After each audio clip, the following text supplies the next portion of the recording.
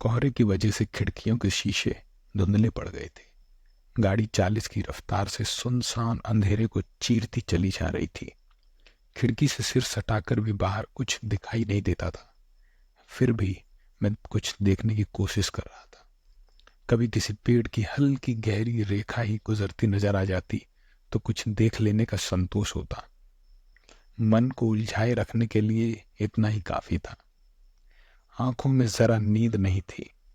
गाड़ी को जाने कितनी देर बाद कहीं जाकर रुकना था, और जब कुछ दिखाई न देता तो अपना प्रतिबिंब तो कम से कम देखा ही जा सकता था। अपने प्रतिबिंब के अलावा और भी कई प्रतिबिंब थे। ऊपर की बर्थ पर सोए व्यक्ति का प्रतिबिंब अजब बेबसी के साथ हिल रहा था। सामने की बर्थ पर बैठी स्त्री का प्रतिबिंब बहुत उदास था। उसकी बारी पलकें पल भर के लिए ऊपर उठती, फिर झुक जाती।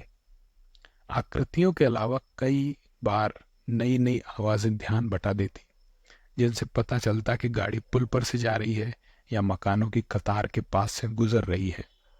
बीच में सहसा इंजन की चीख सुनाई दे जाती, जिससे अंधेरा और एकांत और गहरे महसूस होने लगते। मैंने घड़ी में वक्त देखा। 11:15 बजे थे। सामने बैठी स्त्री की आंखें बहुत सुनसान थीं। बीच बीच में उनमें एक लहर सी उठती और विलीन हो जाती। वह जैसे आंखों से देख नहीं रही थी, सोच रही थी। उसकी बच्ची, जिसे फर के कंबलों में लपेटकर सुलाया गया था, जरा जरा गुनगुनाने लगी। उसकी गुलाबी टोपी सिर से उतर गई थी। उसने एक दो बार पैर पटके अपनी बंधी हुई मुट्ठियां ऊपर उठाई और रोने लगी। स्त्री की सुनसान आंखें सहसा उमड़ आईं। उसने बच्ची के सिर पर टोपी ठीक कर दी और उसे कंबलों समेत उठाकर छाती से लगा लिया। मगर इससे बच्ची का रोना बंद नहीं हुआ। उसने उसे हिलाकर और दुलार कर चुप कराना चाहा, मगर फिर भी वह रोती रही। इस पर उसने कंबल थोड़ा हटाकर बच्ची के मुंह में दूध दे दिया और उसे अच्छी तरह अपने साथ सटा लिया। मैं फिर खिड़की से सिर सटाकर बाहर देखने लगा। दूर बत्तियों की एक कतार नजर आ रही थी। शायद कोई आबादी थी या सिर्फ सड़क ही थी। गाड़ी तेज रफ्तार से चल रही थी और इंजन के बहुत पास होने से कोहरे के साथ धुआं भी खिड़की के शीशों पर जमता जा रहा था। आबादी या सड़क, जो भी वह थी, अब धीरे धीरे पीछे रही जा रही थी। शीशे में दिखाई देते प्रतिबिंब पहले से गहरे हो गए थे। स्त्री की आंखें मुद गई थी और ऊपर लेटे व्यक्ति की बाह जोर जोर से हिल रही थी। शीशे पर मेरी सांस के फैलने से प्रतिबिंब और धुंधले हो गए थे, यहाँ तक कि धीरे धीरे सब प्रतिबिंब अदृश्य हो गए। मैंने तब जेब से रुमाल निकालकर शीशे को अच्छी तरह पोंछ दिया। स्त्री ने आंखें खोल ली थी और एक टक सामने देख रही थी। उसके होठों पर हल्की सी रेखा फैली थी, जो ठीक मुस्कुराहट नहीं थी। मुस्कुराहट ने बहुत कम व्यक्त। उस रेखा में कहीं गंभीरता भी थी और अवसाद भी, जैसे वह अनायास उभर आई किसी स्मृति की रेखा थी। उसके माथे पर हल्की सी सिकुड़न पड़ गई थी। बच्ची जल्द ही दूध से हट गई। उसने सिर उठाकर अपना बिना दांत वाला मुंह खोल दिया और किलकारी भरती हुई माँ की छाती पर मुट्ठियों से चोट करने लगी। दूसरी तरफ से आती एक गाड़ी तेज रफ्तार में पास से गुजरी तो वह जरा सहम गई, मगर गाड़ी के निकलते ही और भी मुंह खोलकर किलकारी भरने लगी। बच्ची का चेहरा गदराया हुआ था और उसकी टोपी के नीचे से भूरे रंग के हल्के हल्के बाल नजर आ रहे थे। उसकी नाक जरा छोटी थी, पर आंखें माँ की ही तरह गहरी और फैली हुई थी। माँ के गाल और कपड़े नोचकर उसकी आंखें मेरी तरफ घूम गईं और वह बाहें हवा में पटकती हुई मुझे अपनी किलकारियों का निशाना बनाने लगी। स्त्री की पलकें उठी और उसकी उदास आंखें क्षण भर मेरी आंखों से मिली रहीं। मुझे उस क्षण भर के लिए लगा कि मैं ऐसे क्षितिज को देख रहा हूं जिसमें गहरी सांझ के सभी हल्के गहरे रंग झिलमिला रहे हैं और इसका दृश्य पट क्षण भर के 100वें हिस्से में बदलता जा रहा है। बच्ची मेरी तरफ देखकर बहुत हाथ पटक रही थी, इसलिए मैंने अपने हाथ उसकी तरफ बढ़ा दिए और कहा, आ बेटे आ। मेरे हाथ पास आ जाने से बच्ची के हाथों का हिलना बंद हो गया और उसके होंठ रुआं से हो गए। स्त्री ने बच्ची को अपने होठों से छुआ और कहा, जा बिट्टू, जाएगी उनके पास। लेकिन बिट्टू के होंठ और रुआं से हो गए और वह माँ के साथ सट गई। गैर आदमी से डरती है, मैंने मुस्कुराकर कहा और हाथ हटा लिए। स्त्री के होंठ भिज गए और माथे की खाल में थोड़ा खिंचाव आ गया। उसकी आंखें जैसे अतीत में चली गईं, फिर सहसा वहां से लौट आईं और बोली, नहीं, डरती नहीं, इससे दरअसल आदत नहीं है। ये आज तक या तो मेरे हाथों में रही है या नौकरानी के। और वह उसके सिर पर झुक गई। बच्ची उसके साथ सटकर आंखें झपकने लगी। महिला उसे हिलाती हुई थपकियां देने लगी। बच्ची ने आंखें मूंद ली। महिला उसकी तरफ देखती हुई जैसे चूमने के लिए होठ बढ़ाए उसे थपकियां देती रही। फिर एकाएक उसने झुककर उसे चूम लिया। बहुत अच्छी है हमारी बिट्टू, झट से सो जाती है, या उसने जैसे अपने से कहा और मेरी तरफ देखा। उसकी आंखों में एक उदास सा उत्साह भर गया था। कितनी बड़ी है यह बच्ची, मैंने पूछा। 10 दिन बाद पूरे 4 महीने की हो जाएगी, वह बोली, पर देखने में अभी उससे छोटी लगती है, नहीं? मैंने आंखों से उसकी बात का समर्थन किया। उसके चेहरे में अपनी एक सहजता थी, विश्वास और सादगी की। मैंने सोई हुई बच्ची के गाल को जरा सा सहला दिया। स्त्री का चेहरा और भावपूर्ण हो गया। लगता है आपको बच्चों से बहुत प्यार है, वह बोली। आपके कितने बच्चे हैं? मेरी आंखें उसके चेहरे से हट गईं। बिजली की बत्ती के पास एक कीड़ा उड़ रहा था। मेरे? मैंने मुस्कुराने की कोशिश करते हुए कहा, अभी तो कोई नहीं है, मगर मतलब ब्याह हुआ है, अभी बच्चे अच्छे नहीं हुए, वह मुस्कुराई। आप मर्द लोग तो बच्चों से बचे ही रहना चाहते हैं ना? मैंने ओठ सिकोड़ लिए और कहा, नहीं, ऐसी बात नहीं है। हमारे ये तो बच्चे को छूते भी नहीं। वह बोली, कभी 2 मिनट के लिए भी उठाना पड़ जाए तो झल्लाने लगते हैं। अब तो खैर वे इस मुसीबत से छूटकर बाहर ही चले गए हैं। और उस सहसा उसकी आंखें छलछला आईं। रुलाई की वजह से उसके ओंठ बिल्कुल उस बच्ची जैसे हो गए थे। फिर सहसा उसे होठों पर मुस्कुराहट लौट आई, जैसा अक्सर सोए हुए बच्चों के साथ होता है। उसने आंखें झपक कर अपने को सहेज लिया और बोली, वे डॉक्टरेट के लिए इंग्लैंड गए हैं। मैं उन्हें बम्बई में जाकर जहाज पर चढ़ा कर आ रही हूँ। वैसे 6-8 महीने की बात है, फिर मैं भी उनके पास चली जाऊंगी। फिर उसने मेरी नज़र से ऐसी नज़र से मुझे देखा जैसे उसे शिकायत हो कि मैंने उसकी इतनी व्यक्तिगत बात उससे क्यों जान ली। आप बाद में अकेली जाएंगी, मैंने पूछा। इससे तो आप अभी साथ चली जाती। उसके होंठ सिकुड़ गए और आंखें फिर अंतर्मुख हो गईं। वह कई पल अपने में डूबी रही और उसी भाव से बोली, साथ तो नहीं जा सकती थी क्योंकि अकेले उनके जाने की भी सुविधा नहीं थी, लेकिन उनको मैंने किसी तरह भेज दिया है। चाहती थी उनका कोई चाह तो मुझसे पूरी हो जाए। डीसी की बाहर जाने की बहुत इच्छा थी। अब 6-8 महीने में अपनी तनख्वाह में से कुछ पैसे बचाऊंगी और थोड़ा बहुत कहीं से उधार लेकर अपने जाने का इंतजाम करूंगी। उसने सोच में डूबती उतराती अपनी आंखों को सहसा सचेत कर लिया और फिर कुछ क्षण शिकायत की नज़र से मुझे देखती रही। फिर बोली, अभी बिट्टू भी बहुत छोटी है ना, 6-8 महीने में यह बड़ी हो जाएगी और मैं भी तब तक थोड़ा पढ़ लूंगी। डीसी की बहुत इच्छा है कि मैं एमए कर लूं, मगर मैं ऐसी जड़ और नाकारा हूं कि उनकी कोई भी चाह पूरी ही नहीं कर पाती। इसलिए इस बार उन्हें भेजने के लिए मैंने अपने सब गहने बेच दिए हैं। अब मेरे पास बस मेरी बिट्टू है और कुछ नहीं। और वह बच्ची के सिर पर हाथ फेरती हुई भरी भरी नजर से उसे देखती रही। बाहर वही सुनसान अंधेरा था, वही लगातार सुनाई देती इंजन की फकफक। शीशे से आंख गड़ा लेने पर भी दूर तक वीरानगी ही वीरानगी नजर आती थी, मगर उस स्त्री की आंखों में जैसे दुनिया भर की वत्सलता सिमट आई थी। वह फिर कई क्षण अपने में डूबी रही। फिर उसने एक सांस ली और बच्ची को अच्छी तरह कंबलों में लपेटकर सीट पर लेटा दिया। ऊपर की बर्थ पर लेटा हुआ आदमी खर्राटे भर रहा था।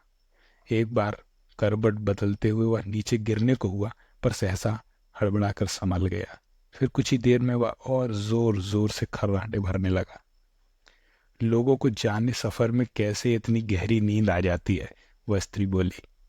मुझे 2-2 रातें सफर करना हो तो भी मैं एक पल नहीं सो पाती। अपनी अपनी आदत होती है। हाँ, आदत की ही बात है, मैंने कहा। कुछ लोग बहुत निश्चिंत होकर जीते हैं और कुछ होते हैं कि बगैर चिंता के जी ही नहीं सकते। और वह हंसती। उसकी हंसी का स्वर भी बच्चों जैसा ही था। उसके दांत बहुत छोटे छोटे और चमकीले थे।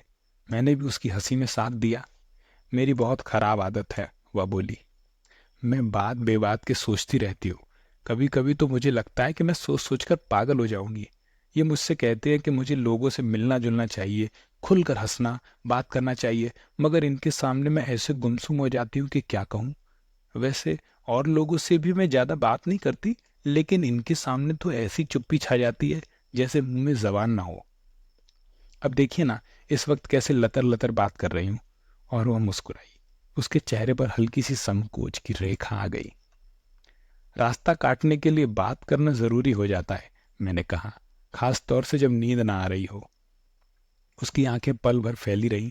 फिर वह गर्दन झुकाकर बोली, ये कहते हैं कि जिसके मुंह में जबान ही ना हो, उसके साथ पूरी जिंदगी कैसे काटी जा सकती है। ऐसे इंसान में और एक पालतू जानवर में क्या फर्क है। मैं हजार चाहती हूँ कि इन्हें खुश दिखाई दूं और इनके सामने कोई ना कोई बात करती रहूं, लेकिन मेरी सारी कोशिशें बेकार चली जाती हैं। इन्हें फिर गुस्सा आ जाता है और मैं रो देती हूँ। इन्हें मेरा रोना बहुत बुरा लगता है। कहते हुए उसकी आंखों से आंसू छलक आए, जिन्हें उसने अपनी साड़ी के पल्ले से पोंछ लिया। मैं बहुत पागल हूँ, वह फिर बोली। ये जितना मुझे टोकते हैं मैं उतना ही ज्यादा रोती हूँ। दरअसल ये मुझे समझ नहीं पाते। मुझे बात करना अच्छा नहीं लगता, फिर जाने क्यों ये मुझे बात करने के लिए मजबूर करते हैं। और फिर माथे को हाथ से दबाते हुए बोली, आप भी अपनी पत्नी से जबरदस्ती बात करने के लिए कहते हैं। मैंने पीछे टेक लगाकर कंधे सिकोड़ लिए और हाथ बगलों में दबाए बत्ती के पास उड़ते कीड़े को देखने लगा। फिर सिर को जरा सा झटक कर मैंने उसकी तरफ देखा। वह उत्सुक नजर से मेरी तरफ देख रही थी। मैंने मुस्कुराने की चेष्टा करते हुए कहा, मुझे यह कहने का कभी मौका ही नहीं मिल पाता। मैं बल्कि 5 साल से ये चाह रहा हूं कि वह जरा कम बात किया करे। मैं समझता हूं कि कई बार इंसान चुप रहकर ज्यादा बात कह सकता है।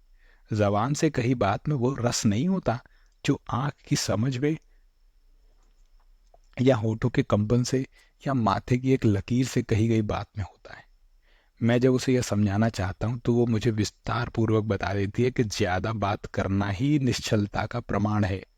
और मैं इतने सालों से अपने प्रति उसकी भावना को समझ ही नहीं सका। वह दरअसल कॉलेज में लेक्चरर है और वह अपनी आदत की वजह से घर में भी लेक्चर देती रहती है। ओ, वह थोड़ी देर दोनों हाथों में अपना मुंह छिपाए रही। फिर बोली, ऐसा क्यों होता है या मेरी समझ में नहीं आता। मुझे डीसी से यही शिकायत है कि वे मेरी बात नहीं समझ पाते। मैं कई बार उनके बालों में अपनी उंगलियां उलझाकर उनसे बात करना चाहती हूँ। कई बार उनके घुटनों पर सिर रखकर मुंदी आंखों से उनसे कितना कुछ कहना चाहती हूँ, लेकिन उन्हें यह सब अच्छा नहीं लगता। वे कहते हैं यह सब गुड़ियों का खेल है। उनकी पत्नी को जीता जागता इंसान होना चाहिए। और मैं इंसान बनने की बहुत कोशिश करती हूँ, लेकिन बन नहीं पाती, कभी नहीं बन पाती। इन्हें मेरी कोई आदत अच्छी नहीं लगती। मेरा मन होता है कि चांदनी रात में खेतों में घूमूं या नदी में पैर डालकर घंटों बैठी रहूं, मगर ये कहते हैं कि ये सब अड़ियल मन की वृत्तियां हैं। इन्हें क्लब, संगीत सभाएं और डिनर पार्टियां अच्छी लगती हैं। मैं इनके साथ वहां जाती हूँ तो मेरा दम घुटने लगता है। मुझे वहां जरा भी अपनापन महसूस नहीं होता। ये कहते हैं कि तू पिछले जन्म में मेंढकी थी, जो तुझे क्लब में बैठने की बजाय खेतों में मेंढक की आवाजें सुनना ज्यादा अच्छा लगता है। मैं कहती हूँ कि मैं इस जन्म में भी मेंढकी हूँ। मुझे बरसात में भीगना बहुत अच्छा लगता है और भीग कर मेरा मन कुछ न कुछ गुनगुनाने को कहने लगता है। हालांकि मुझे गाना नहीं आता। मुझे क्लब में सिगरेट के धुएं में घुटकर बैठे रहना अच्छा नहीं लगता। वहां मेरे प्राण गले को आने लगते हैं। उस थोड़े से समय में ही मुझे उसके चेहरे पर उतार चढ़ाव काफी परिचित लगने लगा था। उसकी बात सुनते हुए मेरे मन पर हल्की उदासी छाने लगी थी। हालांकि मैं जानता था कि वह कोई भी बात मुझसे नहीं कर रही। वह अपने से बात करना चाहती है और मेरी मौजूदगी उसके लिए सिर्फ एक बहाना है। मेरी उदासी भी उसके लिए ना होकर अपने लिए थी, क्योंकि बात उससे करते हुए भी मुख्य रूप से मैं सोच अपने विषय में रहा था। मैं 5 साल से मंजिल दर मंजिल विवाहित जीवन से गुजर रहा था, रोज यही सोचते हुए कि शायद आने वाला कल जिंदगी के इस ढांचे को बदल देगा। सतह पर हर चीज ठीक थी, कुछ कहीं गलत नहीं था, मगर सतह के नीचे जीवन कितनी कितनी उलझनों और गांठों से भरा था। मैंने विवाह के पहले दिन में ही जान लिया था कि नलिनी मुझसे विवाह करके सुखी नहीं हो सकी, क्योंकि मैं उसकी कोई भी महत्वाकांक्षा पूरी करने में सहायक नहीं हो सकता था। वह एक भरा पूरा घर चाहती थी जिसमें उसका शासन हो, और ऐसा सामाजिक जीवन जिसमें उसे महत्व का दर्जा प्राप्त हो। वह अपने से स्वतंत्र अपने पति के मानसिक जीवन की कल्पना नहीं करती थी। उसे मेरी भटकने की वृत्ति और साधारण का मोह मानसिक विकृतियां लगती थीं, जिन्हें वह अपने अधिक स्वस्थ जीवन दर्शन से दूर करना चाहती थी। उसने इस विश्वास के साथ जीवन आरंभ किया था कि वह मेरी त्रुटियों की क्षतिपूर्ति करती हुई बहुत शीघ्र मुझे सामाजिक दृष्टि से सफल व्यक्ति बनाने की दिशा में ले जाएगी। उसकी दृष्टि में यह मेरे संस्कारों का दोष था कि जो मैं इतना अंतर्मुख रहता था और इधर उधर मिलजुल कर आगे बढ़ने का प्रयत्न नहीं करता था। वह इस परिस्थिति को सुधारना चाहती थी, पर परिस्थिति सुधरने की जगह बिगड़ती गई थी। वह जो कुछ चाहती थी वो मैं नहीं कर पाता था, और मैं जो कुछ चाहता था वह उससे नहीं होता था। इससे हम में अक्सर चकचक होने लगती थी और कई बार दीवारों से सिर टकराने की नौबत आ जाती थी। मगर यह सब हो चुकने पर नलिनी बहुत जल्दी स्वस्थ हो जाती थी, और उसे फिर मुझसे यह शिकायत होती थी कि मैं दो दो दिन अपने को साधारण घटनाओं के प्रभाव से मुक्त क्यों नहीं कर पाता। मगर मैं दो दो दिन क्या, कभी भी उन घटनाओं से प्रभाव से मुक्त नहीं हो पाता था। औरत को जब वह सो जाती थी तो घंटों तकिए में मुंह छिपाए कराहता रहता था। नलिनी आपसी झगड़े को उतना अस्वाभाविक नहीं समझती थी जितना मेरे रात भर जागने को, और उसके लिए मुझे नर्व टॉनिक लेने की सलाह दिया करती थी। विवाह के पहले 2 वर्ष इसी तरह बीते थे, और उसके बाद हम अलग अलग जगह काम करने लगे थे। हालांकि समस्या ज्यों की त्यों बनी थी। जब भी हम इकट्ठे होते वही पुरानी जिंदगी लौट आती थी। फिर भी नलिनी का विश्वास अभी कम नहीं हुआ था कि कभी न कभी मेरे सामाजिक संस्कारों का उदय अवश्य होगा, और तब हम साथ रहकर सुखी विवाहित जीवन व्यतीत कर सकेंगे। आप कुछ सोच रहे हैं? उस स्त्री ने अपनी बच्ची के सिर पर हाथ फेरते हुए पूछा। मैंने सहसा अपने को सहेजा और कहा, हाँ, मैं आपकी बात को लेकर सोच रहा था। कुछ लोग होते हैं जिनसे दिखावटी शिष्टाचार आसानी से नहीं ओढ़ा जाता। आप भी शायद उन्हीं लोगों में से हैं। मैं नहीं जानती, वह बोली, मगर इतना जानती हूँ कि मैं बहुत से परिचित लोगों के बीच अपने को अपरिचित, बेगाना और अनमेल अनुभव करती हूँ। मुझे लगता है मुझ में ही कुछ कमी है। मैं इतनी बड़ी होकर भी वह कुछ नहीं जान समझ पाई जो लोग छुटपन में ही सीख जाते हैं। डीसी का कहना है मैं सामाजिक दृष्टि से बिल्कुल मिसफिट हूँ। आप भी यही समझती हैं? मैंने पूछा। कभी समझती हूँ, कभी नहीं भी समझती, वह बोली। एक खास तरह के समाज में मैं जरूर अपने को मिसफिट अनुभव करती हूँ, मगर कुछ लोग ऐसे भी हैं जिनके बीच जाकर मुझे बहुत अच्छा लगता है। ब्याह से पहले मैं 2 एक बार कॉलेज की पार्टियों के साथ पहाड़ों पर घूमने के लिए गई थी। वहां सब लोगों को मुझसे यही शिकायत होती थी कि मैं जहां बैठ जाती हूँ वहीं की हो सकती हूँ। मुझे पहाड़ी बच्चे बहुत अच्छे लगते थे। मैं उनके घर के लोगों में बहुत जल्दी दोस्ती कर लेती थी। एक पहाड़ी परिवार की मुझे आज तक याद है। उस परिवार के बच्चे मुझसे इतना घुल मिल गए थे कि मैं अपनी बड़ी मुश्किल से उन्हें छोड़कर उनके यहाँ से चल पाई थी। मैं कुल 2 घंटों उन लोगों के पास रही थी। 2 घंटे में मैंने उन्हें नहलाया धुलाया भी और उनके साथ खेलती भी रही। बहुत ही अच्छे बच्चे थे। हाय, उनके चेहरे इतने लाल थे कि क्या कहूँ। मैंने उनकी माँ से कहा कि वह अपने छोटे लड़के किशनु को मेरे साथ भेज दें। वो हंसकर बोली कि तुम सभी को ले जाओ, यहाँ कौन इनके लिए मोती रखे हुए हैं। यहाँ तो 2 साल में इनकी हड्डियां निकल आएंगी, वहां खा पी कर अच्छे तो रहेंगे। मुझे उसकी बात सुनकर रुलाई आने को हुई। मैं अकेली होती तो शायद कई दिनों के लिए उन लोगों के पास रह जाती। ऐसे लोगों में जाकर मुझे बहुत अच्छा लगता है। अब तो आपको भी लग रहा होगा कि मैं कितनी अजीब हूँ। ये कहा करते हैं कि मुझे किसी अच्छे मनोविद से अपना विश्लेषण कराना चाहिए, नहीं तो किसी दिन मैं पागल होकर पहाड़ों पर भटकती फिरूंगी। यह तो अपनी अपनी बनावट की बात है, मैंने कहा। मुझे खुद आदिम संस्कार के लोगों में रहना बहुत अच्छा लगता है। मैं आज तक एक जगह घर बनाकर नहीं रह सका हूँ, और ना ही आशा है कि कभी रह सकूंगा। मुझे अपनी ज़िंदगी की जो रात सबसे ज़्यादा याद आती है, वो रात मैंने पहाड़ी गुर्जरों की एक बस्ती में बिताई थी। उस रात उस बस्ती में एक ब्याह था, इसलिए सारी रात वे लोग शराब पीते और नाचते गाते रहे। मुझे बहुत हैरानी हुई जब मुझे ये बताया गया कि वही गुजर 10-10 रुपए के लिए आदमी का खून भी कर देते हैं। आपको सचमुच इस तरह की जिंदगी अच्छी लगती है? उसने कुछ आश्चर्य और अविश्वास के साथ पूछा। आपको शायद खुशी हो रही है कि पागल होने के उम्मीदवार आप अकेले ही नहीं हैं, मैंने मुस्कुराकर कहा। वह भी मुस्कुराई। उसकी आंखें सहसा भावनापूर्ण हो उठी। उस पर क्षण में मुझे उन आंखों में न जाने कितना कुछ दिखाई दिया। करुणा, शोभ, ममता, आर्द्रता, ग्लानि, भय, असमंजस और स्नेह। उसके होंठ कुछ कहने के लिए कांपे, लेकिन कांप कर ही रह गए। मैं भी चुपचाप उसे देखता रहा। कुछ क्षणों के लिए मुझे महसूस हुआ कि मेरा दिमाग बिल्कुल खाली है और मुझे पता नहीं कि मैं क्या कर रहा था और आगे क्या कहना चाहता था। सहसा उसकी आंखों में फिर वही सूनापन भरने लगा, और क्षण भर में ही वो इतना बढ़ गया कि मैंने उसकी तरफ से आंखें हटा ली।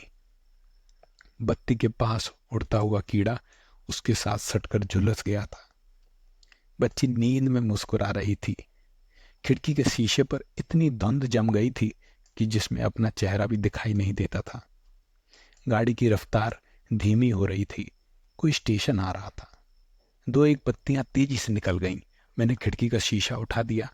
बाहर से आती बर्फानी हवा के स्पर्श ने स्नायुओं को थोड़ा सचेत कर दिया। गाड़ी एक बहुत नीचे प्लेटफॉर्म के पास आकर खड़ी हो रही थी। यहाँ कहीं थोड़ा पानी मिल जाएगा? मैंने चौंक कर देखा कि वह अपनी टोकरी में से कांच का गिलास निकालकर अनिश्चित भाव से हाथ में लिए है। उसके चेहरे की रेखाएं पहले से गहरी हो गई थी। पानी आपको पीने के लिए चाहिए?" मैंने पूछा। "हाँ, कुल्ला करूंगी और पीऊंगी भी। न जाने क्यों होठ कुछ चिपक से रहे हैं। बाहर इतनी ठंड है फिर भी। देखता हूँ अगर यहाँ कोई नल वल हो तो।" मैंने गिलास उसके हाथ से ले लिया और जल्दी से प्लेटफॉर्म पर उतर गया। न जाने कैसा मनहूस स्टेशन था कि कहीं पर कोई इंसान नजर नहीं आ रहा था। प्लेटफॉर्म पर पहुंचते ही हवा के झोंकों से हाथ पैर सुन्न होने लगे। मैंने कोट के कॉलर ऊंचे कर लिए। प्लेटफॉर्म के जंगले के बाहर से फैलकर ऊपर आए दो एक पेड़ हवा में सरसरा रहे थे। इंजन के भाप छोड़ने की लंबी सू सू की आवाज सुनाई दे रही थी। शायद वहां गाड़ी सिग्नल न मिलने की वजह से रुक गई थी। दूर कई डिब्बे पीछे एक नल दिखाई दिया तो मैं तेजी से उस तरफ चल दिया। ईंटों के प्लेटफॉर्म पर अपने जूते का शब्द मुझे बहुत अजीब सा लगा। मैंने चलते चलते गाड़ी की तरफ देखा। किसी खिड़की से कोई चेहरा बाहर नहीं झांक रहा था। मैं नल के पास जाकर गिलास में पानी भरने लगा। तभी हल्की सीटी देकर गाड़ी एक झटके के साथ चल पड़ी। मैं भरा हुआ पानी का गिलास लिए अपने डिब्बे की तरफ दौड़ा। दौड़ते हुए मुझे लगा कि मैं उस डिब्बे तक नहीं पहुंच पाऊंगा और सर्दी में उस अंधेरे और सुनसान प्लेटफॉर्म पर ही मुझे अपने बिना सामान के रात बितानी होगी। यह सोचकर मैं और तेज दौड़ने लगा। किसी तरह अपने डिब्बे के बराबर पहुंच गया। दरवाजा खुला था और दरवाजे के पास वो खड़ी थी। उसने हाथ बढ़ाकर गिलास मुझसे ले लिया। फुटबोर्ड पर चढ़ते हुए एक बार मेरा पैर जरा सा फिसला, मगर अगले ही क्षण में स्थिर होकर खड़ा हो गया। इंजन तेज होने की कोशिश में हल्के हल्के झटके दे रहा था और ईंटों के प्लेटफॉर्म की जगह अब नीचे अस्पष्ट गहराई दिखाई देने लगी थी। "अंदर आ जाइए।" उसके ये शब्द सुनकर मुझे एहसास हुआ कि मुझे फुटबोर्ड के आगे भी कहीं जाना है। डिब्बे के अंदर कदम रखा तो मेरे घुटने जरा जरा कांप रहे थे। अपनी जगह पर आकर मैंने टांगे सीधी करके पीछे टेक लगा ली। कुछ पल बाद आंखें खोली तो लगा कि वह इस बीच मुंह धो आई है। फिर भी उसके चेहरे पर मुर्दनी सी छा रही थी। मेरे होंठ सूख रहे थे, फिर भी मैं थोड़ा मुस्कुराया। "क्या बात है? आपका चेहरा ऐसा क्यों हो रहा है?" मैंने पूछा। "मैं कितनी मनहूस हूं," कहकर उसने अपना निचला होंठ जरा सा काट लिया। "क्यों? अभी मेरी वजह से आपको कुछ हो जाता?" "यह खूब सोचा आपने। नहीं, मैं ऐसी ही हूं," वह बोली। "जिंदगी में हर एक को दुख दिया है। अगर कहीं आप न चढ़ पाते तो?" तो उसने होंठ जरा सिकोड़े। तो मुझे पता नहीं, पर उसने खामोश रहकर आंखें झुका ली। मैंने देखा कि उसकी सांसें जल्दी जल्दी चल रही हैं। महसूस किया कि वास्तविक संकट की अपेक्षा कल्पना का संकट कितना बड़ा और खतरनाक होता है। शीशा उठा रहने से खिड़की से ठंडी हवा आ रही थी। मैंने खींचकर उसे बंद कर दिया। आप क्यों गए थे पानी लाने के लिए? आपने मना क्यों नहीं कर दिया? उसने पूछा। उसके पूछने के लहजे से मुझे हंसी आ गई। आप ही ने तो कहा था। मैं तो मूर्ख हूं, कुछ भी कह देती हूं। आपको तो सोचना चाहिए था। अच्छा, मैं अपनी गलती मान लेता हूं। इससे उसके मुरझाए होठों पर भी मुस्कुराहट आ गई। आप भी कहेंगे कैसी लड़की है, उसने आंतरिक भाव के साथ कहा। सच कहती हूँ, मुझे जरा अक्ल नहीं है। इतनी बड़ी हो गई हूं, पर अक्ल रत्ती भर नहीं है, सच। मैं फिर हंस दिया। आप क्यों हंस रहे हैं? उसके स्वर में फिर शिकायत का स्पर्श आ गया। मुझे हंसने की आदत है, मैंने कहा। हंसना अच्छी आदत नहीं है। मुझे इस पर फिर हंसी आ गई। वह शिकायत भरी नजर से मुझे देखती रही। गाड़ी की रफ्तार फिर तेज हो रही थी। ऊपर की बर्थ पर लेटा आदमी सहसा हड़बड़ाकर उठ बैठा और जोर जोर से खांसने लगा। खांसी का दौरा शांत होने पर उसने कुछ पल छाती को हाथ में दबाए रखा और फिर भारी आवाज में पूछा, क्या बजा है? 11:15। मैंने उसकी तरफ देखकर उत्तर दिया। कुल 11:15, उसने निराश स्वर में कहा और फिर लेट गया। कुछ ही देर में वह फिर खर्राटे भरने लगा। आप भी थोड़ी देर सो जाइए। वह पीछे टेक लगाए कुछ सोच रही थी या केवल देख रही थी। आपको नींद आ रही है? आप सो जाइए, मैंने कहा। मैंने आपसे कहा था ना, मुझे गाड़ी में नींद नहीं आती। आप सो जाइए। मैंने लेटकर कंबल ले लिया। मेरी आंखें देर तक ऊपर की बत्ती को देखती रहीं, जिसके साथ झुलसा हुआ कीड़ा चिपक कर रह गया था। रजाई भी ले लीजिए, काफी ठंड है, उसने कहा। नहीं, अभी जरूरत नहीं है, मैं बहुत से गर्म कपड़े पहने हूं। ले लीजिए, नहीं तो बाद में ठिठुरते रहिएगा। नहीं, ठिठुरूंगा नहीं, मैंने कंबल गले तक लपेटते हुए कहा। और थोड़ी थोड़ी ठंड महसूस होती रहे तो अच्छा लगता है। बत्ती बुझा दूं? कुछ देर बाद उसने पूछा। नहीं, रहने दीजिए। नहीं, बुझा देती हूं, ठीक से सो जाइए। और उसने उठकर बत्ती बुझा दी। मैं काफी देर अंधेरे में छत की तरफ देखता रहा। फिर मुझे नींद आने लगी। शायद आधी से ज्यादा रात बीत चुकी थी जब इंजन के भोंपू की आवाज से मेरी नींद खुली। वह आवाज कुछ ऐसी भारी थी कि मेरे सारे शरीर में एक झुरझुरी सी भर गई। पिछले किसी स्टेशन पर इंजन बदल गया था। गाड़ी धीरे धीरे चलने लगी तो मैंने सिर थोड़ा ऊंचा उठाया। सामने की सीट खाली थी। वह स्त्री न जाने किस स्टेशन पर उतर गई थी। इसी स्टेशन पर ना उतरी हो, यह सोचकर मैंने खिड़की का शीशा उठा दिया और बाहर देखा। प्लेटफॉर्म बहुत पीछे रह गया था और बत्तियों की कतार के सिवा कुछ साफ दिखाई नहीं दे रहा था। मैंने शीशा फिर नीचे खींच लिया। अंदर की बत्ती अभी भी बुझी हुई थी। बिस्तर में नीचे को सरकते हुए मैंने देखा कि कंबल के अलावा मैं अपनी रजाई भी लिए हूं, जिसे अच्छी तरह कंबल के साथ मिला दिया गया है। गर्मी की कई एक सिहरनें एक साथ शरीर में भर गई। ऊपर की बर्थ पर लेटा आदमी अब भी उसी तरह जोर जोर से खर्राटे भर रहा था।